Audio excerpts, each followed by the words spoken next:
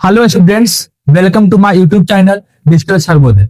जैसा कि आपको पता है कि हम लोग लाइट सीरीज कर रहे थे और लाइट सीरीज पे हमने क्लास 10th के सिलेबस के अनुसार जो फर्स्ट यूनिट था प्रकाश का परावर्तन वो हमने खत्म कर चुका है।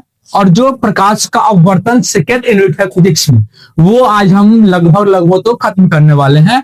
और ये आपके सामने जो एक टॉपिक है वो है वायुमंडलीय अपवर्तन।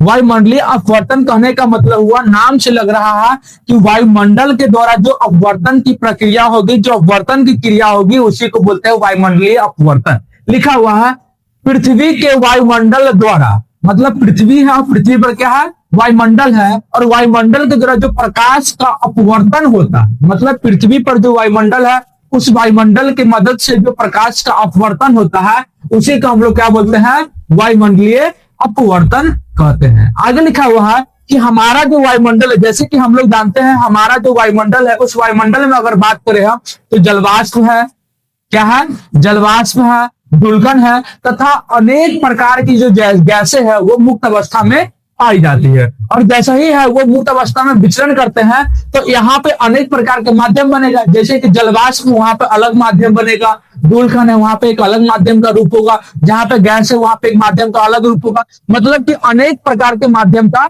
निर्माण हो जाता है। और जैसे ही हम लोग जाने हैं कि माध्यम जैसे ही बदलता है, क्या लिखा हुआ है, माध्यम के बदलने पर प्रकाश का जो किरण होता है वो अपने मार्ग से क्या हो जाता है, विचलित हो जाता है, मतलब अपना मार्ग क्या कर लेता है, वो बदल लेता है। और तब क्या होता है, वायुमंडलीय अपवर्तन होता है। आगे देखिएगा, आगे लिखा हुआ कि वायुमंडलीय अपवर्तन जो होता है इसके कारण क्या क्या घटनाएं घट सकती है। तो हम लोग देखेंगे कि वायुमंडलीय जो अपवर्तन होता है इसके कारण दो घटना होती है।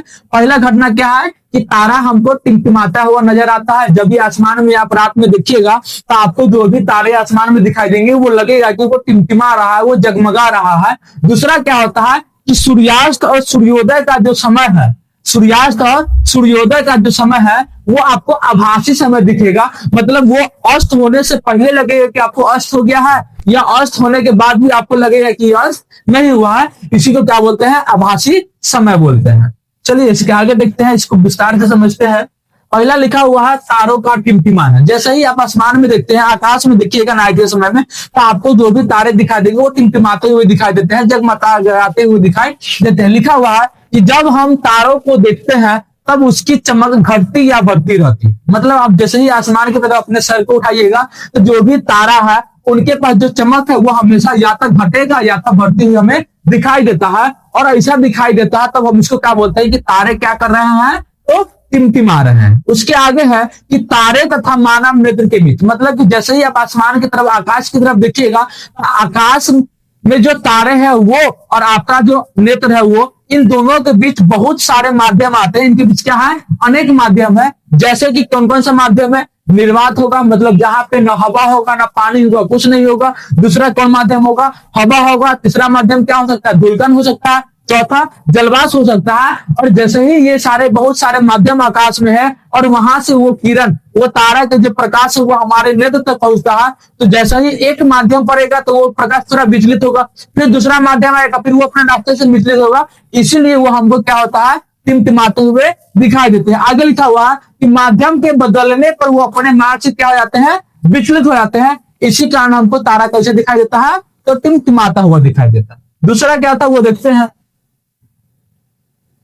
दूसरा था कि सूर्योदय और सूर्यास्त का जो समय होता है वो आपको आभासी दिखाई देता है। लिखा हुआ है कि वायुमंडलीय अपवर्तन के कारण, किसी कारण, तो वायुमंडलीय अपवर्तन के कारण सूर्योदय और सूर्यास्त के समय सूर्य अपनी वास्तविक ऊंचाई से अधिक ऊंचाई पर दिखता है। मतलब कि जब सूर्योदय की बात करें या सूर्यास्त की बात करें तो उस समय जो सूर्योदय, जो सूरज का वास्तविक ऊंचाई होता है उस ऊंचाई से और वो भी ऊपर दिखाई देता है। मतलब इसके पीछे का रीजन ये होता है कि सूरज का जो वास्तविक समय है वो हमको नहीं दिखाई पड़ता है, आभासी समय हमको दिखाई पड़ता है। आगे लिखा हुआ सूर्योदय तथा सूर्यास्त के बीच का जो समय होता है वो 4 मिनट का बढ़ जाता है। मतलब जब भी वायुमंडलीय अपवर्तन की प्रक्रिया हमारे वातावरण में होता है तब सूर्योदय और सूर्यास्त के बीच का जो समय होता है वो कितना बढ़ जाता है, तो 4 मिनट बढ़ जाता है। जैसे कि आपके सामने चित्र में लिखा हुआ है कि देखिए यहाँ पे ये आपका क्या है, ये आपका अर्थ है, और अर्थ के जैसे ही ये देखिएगा तो ये सन है, लेकिन हमको क्या होता है जब वायुमंडलीय अपवर्तन होता है तो सूरज रियल में होता है यहाँ पे,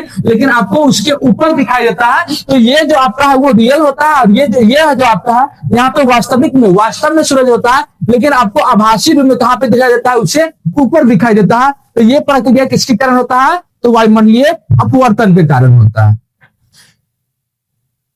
चलिए इसके आगे देखिएगा, इसके आगे प्रकाश का वर्ण विक्षेपण।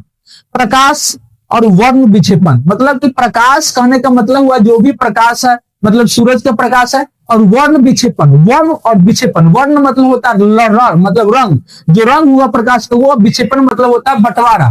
तो वर्ण का बंटवारा जो होता है उसी को बोलते हैं प्रकाश का वर्ण विक्षेपण। लिखा गया क्या हुआ है कि जब श्वेत प्रकाश मतलब किसका प्रकाश, तो सूरज के प्रकाश को प्रिज्म से होकर गुजारा जाता है, तब यह 7 रंगों में क्या हो जाती है, विभक्त हो जाती है, बढ़ जाती है, जिसे हम लोग क्या बोलते हैं, प्रकाश का वर्ण विक्षेपण करते हैं। मतलब कि सूरज का जो प्रकाश है उसके सामने अगर आप प्रिज्म को रख दीजिएगा, उसके एक किरण के सामने, क्योंकि पूरा के सामने तो प्रिज्म रख नहीं सकते हैं, तो उसके एक दो किरण के सामने जैसे ही आप प्रिज्म को रख दीजिएगा, तो वो जो प्रिज्म होगा वो आने वाली प्रकाश जो सूरज का आएगा वो एक प्रकाश होगा, एक मतलब कलर दिखेगा आपको, सफेद दिखेगा, लेकिन जैसे ही वो प्रिज्म के बाहर निकलेगा तो वो 7 रंगों में विभक्त होता है, और यही प्रक्रिया को क्या कहलाता है, प्रकाश का वर्ण विक्षेपण कहलाता है। आगे देखिएगा कि जब रंगीन प्रकाश को एक पट्टी के ऊपर रखा जाता है, मतलब कि जो प्रिज्म से होकर 7 रंग निकलता है, मतलब वो विक्षेपण के बाद 7 रंग होकर निकलता है, और इस रंगीन प्रकाश को एक पट्टी के ऊपर रख देंगे, तब जो पट्टी का निर्माण होता है उस पट्टी को हम लोग वर्णपट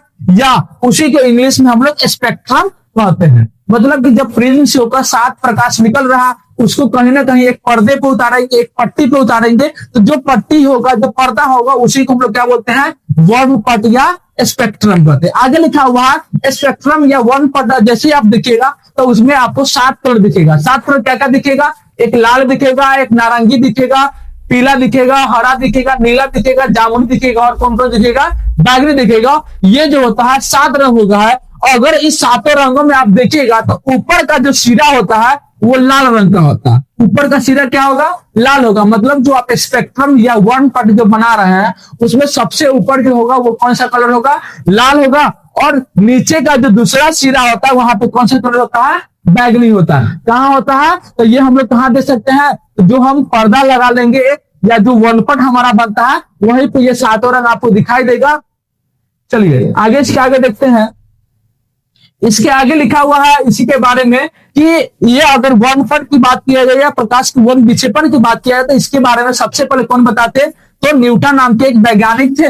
वो बताते हैं कि प्रिज्म की सहायता से हम कौन क्या प्राप्त कर सकते हैं, तो स्पेक्ट्रम या वर्णपट प्राप्त कर सकते हैं। न्यूटन साहब ये भी बात बताते हैं कि जब आप एक प्रिज्म के सामने, मतलब कि जब श्वेत प्रकाश आ रहा है तो जैसे ही प्रिज्म से गुजरेगा तो वो 7 रंग में बढ़ता है, और अगर वो 7 रंग के सामने अगर आप दूसरा प्रिज्म डाल दीजिएगा तो फिर से वो जो प्रिज्म होगा उसके आगे का वो 7 रंगों को एक मतलब जो संश्लेष रखता है उसमें वो फिर से वो उसको बना देता है। जैसे लिखा हुआ है न्यूटन ने यह भी बताया कि एक प्रिज्म के बाद यदि दूसरे प्रिज्म को उल्टा करके रख दो, मतलब एक प्रिज्म सीधा रहेगा और उसी के जस्ट बगल में थोड़ा डिस्टेंस के बाद हम एक प्रिज्म रखेंगे, उसको कैसे करके रखेंगे, उल्टा करके रखेंगे। तब इसमें अगर हम प्रकाश गुजारेंगे तो पहले प्रिज्म के बाद ये 7 रंग में विभक्त हो जाएगा।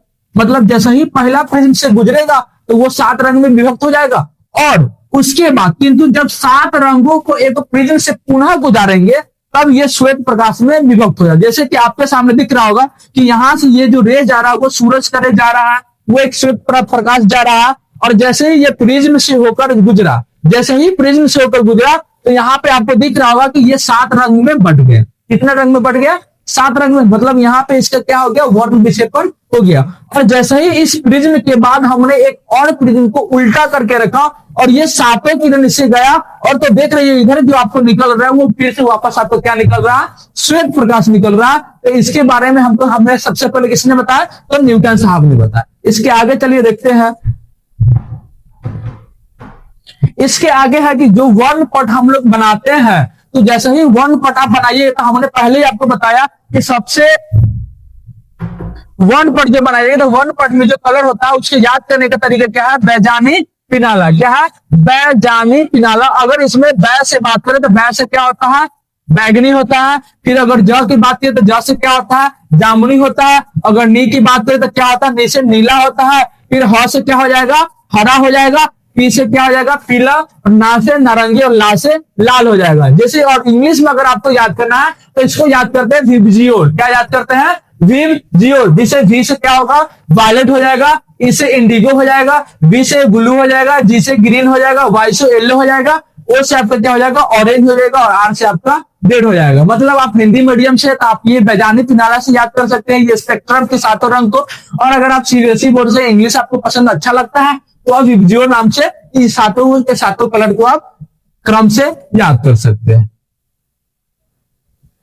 आगे आपका सामने रखा हुआ है टिंडल प्रभाव। टिंडल प्रभाव जैसे ही मान के चलिए आप एक कमरे में बंद है ना, एक कमरे में बंद है और कमरा में सब लाइट और क्या है, बंद है। और कमरा के किसी भी मतलब सतह पे मान लीजिए किसी भी मतलब किसी भी एरिया से एक छोटा सा छिद्र हो जाए और उस छिद्र की सहायता से जब प्रकाश आता है तो उस प्रकाश में आप देखिएगा उसमें धूलकण दिखाई देता है। और ये जो आपको दिखाई देता है उसी को हम लोग बोलते हैं टिंडल प्रभाव। लिखा हुआ है किसी कोलाइडी विलयन में निलंबित कणों से प्रकाश का जो प्रकीर्णन होता है, मतलब कि जो भी हमारा वातावरण है तो एज लगा निलंबित कण हुआ। और जो भी कण हुआ तो उसमें जैसा ही आप कण है तो कण जो होता है प्रकाश को प्रकीर्णन करता है, मतलब वो अपने आप में ग्रहण करता है, जिसको फैला देता है। तो जो प्रकाश को प्रकीर्णन करता है इसी को क्या बोलते हैं, टिंडल प्रभाव कहते हैं। जैसे कि आपके सामने ये दिख रहा होगा कि एक घना जंगल है और घना जंगल में जैसे ही सूरज का प्रकाश आ रहा है तो ये आपको रे दिखाई दे रहा है और इस रे में आपको पूरा धूलकण दिखाई देगा कि वो उसमें धूल आपको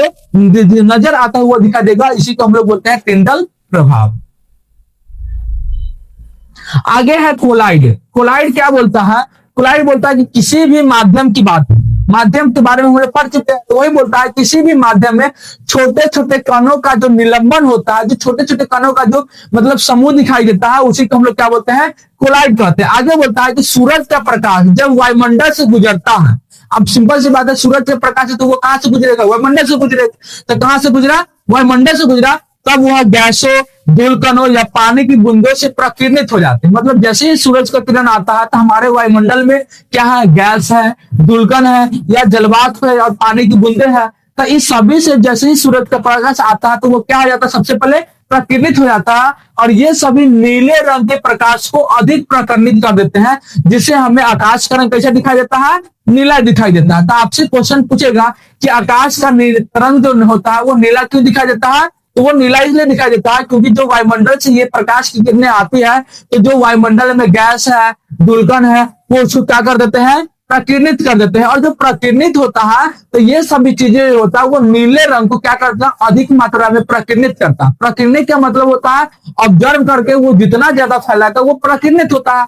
तो जैसे ही वो उसको प्रकीर्णित करता है तब हमको आकाश का रंग कैसे दिखाई देता है, नीला दिखाई देता है। अब आपसे ऑब्जेक्टिव में क्वेश्चन पूछेगा कि जब हम चंद्रमा के सतह से या हम अपने अंतरिक्ष से बात करें और अंतरिक्ष से जब आप आसमान को देखिएगा तो वो आपको काला दिखाई देता है। इसके पीछे का रीजन ये होता है कि जैसे ही वायुमंडल के बाहर की बात करें, अंतरिक्ष की बात करें तो वहां पर माध्यम नहीं होता है, वहां पर निर्वात होता है। और जैसे ही वहां पर निर्वात तो वहां पर धूलकण पाया नहीं जाता है, तो वहां पे प्रकाश कणों का प्रकीर्णन नहीं होता है, जिस कारण वो हमें कैसा दिखाई देता है, काला दिखाई देता है। जैसे लिखा हुआ है चंद्रमा पर वायुमंडल नहीं है। चंद्रमा पर वायुमंडल नहीं है तो वहां पे सिंपल सी बात है कोई भी धूलकण नहीं होगा, जलवाष्प नहीं होगा, तो वहां पर जो भी कण है उसको प्रकीर्णित नहीं होता, अर्थात वहां से प्रकाश कैसे दिखाई देता है, काला दिखाई देता है। आगे है दिन में सूर्य का रंग समय के साथ साथ बदलते रहता है। अगर आप दिन मॉर्निंग की बात करिए तो मॉर्निंग में जो आप सूरज का कलर दिखेगा वो, और जैसे जैसे दिन बीतता जाता है, जैसे जैसे दोपहर होगा तो सूरज के जो कलर होता है वो मतलब बदल जाता है। और फिर जैसे ही वो शाम होता है तो फिर उसका जो कलर होता है वो जैसे जिस तरह का वो सूर्योदय में था उसी तरह का हो जाता है और वो लाल दिखाई देने लगता है। और ये जो होता है दोपहर के समय आपको कैसा दिखाई देगा, श्वेत दिखाई देगा। मतलब जब आप मॉर्निंग में सूरज को सूर्योदय के समय देखिएगा तो ये आपको लाल दिखाई देगा, लेकिन जैसे जैसे जैसे जैसे ये समय दोपहर की तरफ जाते हैं उस समय सूरज हमको कैसा दिखाई देने लगता है, श्वेत दिखाई देने लगता है। और फिर जैसे ये समय ढलना स्टार्ट होता है, मतलब हम लोग संध्या की तरफ जाते हैं तो ये फिर से समय हमको कैसा दिखाई देने लगता है, लाल दिखाई देने लगता है।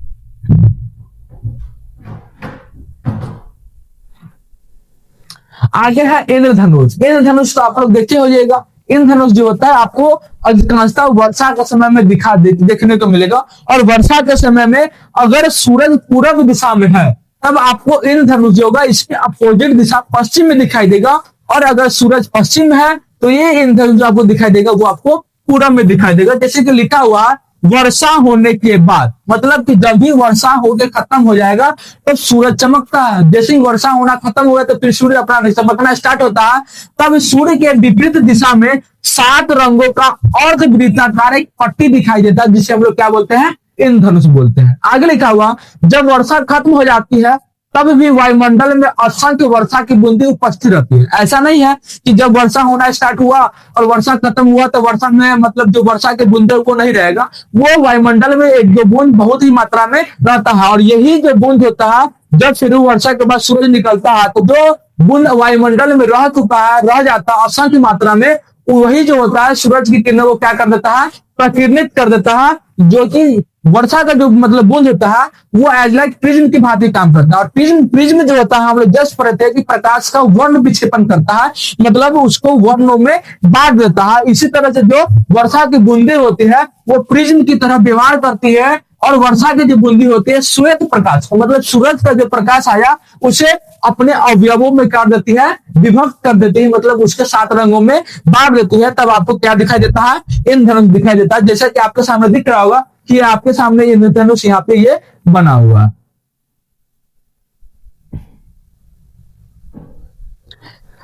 इसी के साथ आपका जो प्रकाश का अपवर्तन चैप्टर था वो भी यहाँ पे खत्म हो जाता है। अब किसी भी स्टूडेंट को अगर ये प्रकाश का परावर्तन या प्रकाश का अपवर्तन, हमने क्लास 10 के सिलेबस के अनुसार 2 चैप्टर को खत्म किया। एक प्रकाश का परावर्तन था, दूसरा प्रकाश का अपवर्तन था। अगर इतने चैप्टर में, इतने टॉपिक में आपको कहीं पर भी डाउट आए तो आप हमें कमेंट में बता सकते हैं। और अगर आप चाहते हैं कि ये जो प्रकाश का परावर्तन अपवर्तन चैप्टर पढ़ाई हुआ है अगर आप उसका नोट्स चाहते हैं तो आप हमारे टेलीग्राम चैनल जो कि डिजिटल सर्वोदय के नाम से चलता है, आप वहां पे कमेंट करें, आपको वहां पे ये नोट्स पूरी भली भांति फ्री ऑफ कॉस्ट दे दिया जाएगा। मतलब कि नोट्स के बदले आपसे हम वहां पर भी 1 रुपया भी नहीं ले सकते हैं। तब तक के लिए थैंक यू एंड जय हिंद।